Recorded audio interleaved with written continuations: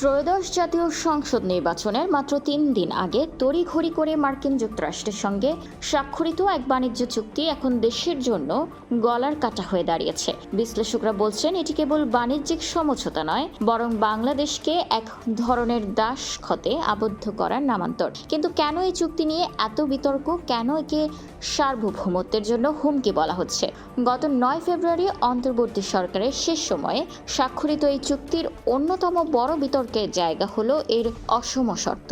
যেখানে মার্কিন পণ্যের জন্য বাংলাদেশের বাজার উন্মুক্ত করা হয়েছে, সেখানে বাংলাদেশি পণ্যের উপর উচ্চ শুল্ক হার বহাল রেখেছে ওয়াশিংটন। এই চুক্তির ফলে সবচেয়ে বড় হুমকিতে পড়বে দেশের কৃষি ও পোলট্রি খাত। কম দামের মার্কিন দুধ ও পোলট্রি পণ্যের বন্যায় স্থানীয় খামারিরা অস্তিত্ব সংকটে পড়ার আশঙ্কা দেখা দিয়েছে।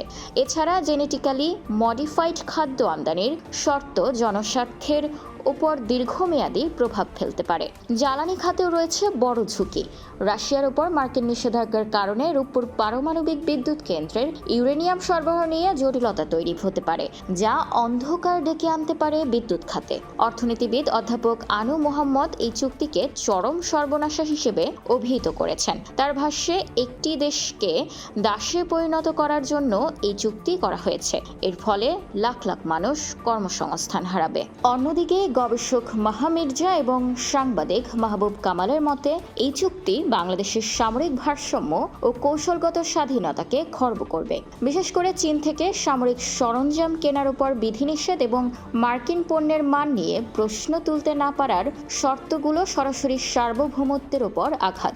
বাণিজ্যের পাশাপাশি ডিজিটাল অর্থনীতির ওপরও নিয়ন্ত্রণ হারাবে বাংলাদেশ।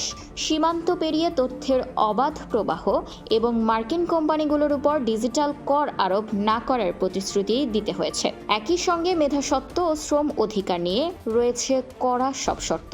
চুক্তিতে 60 দিনের নোটিশে বাতিলের বিধান থাকলেও বর্তমান সরকার এখনই তা বাতিলের পক্ষে নয়। প্রধানমন্ত্রীর উপদেষ্টা ডক্টর জাহেদ উর রহমান জানিয়েছেন, অর্থনৈতিক সংকটের প্রেক্ষাপটে এই চুক্তি বহাল থাকবে, তবে আন্দোলনকারীদের সাথে আলোচনা করবে সরকার। নিউজ ডেস্ক, খোলা কাগজ, ঢাকা।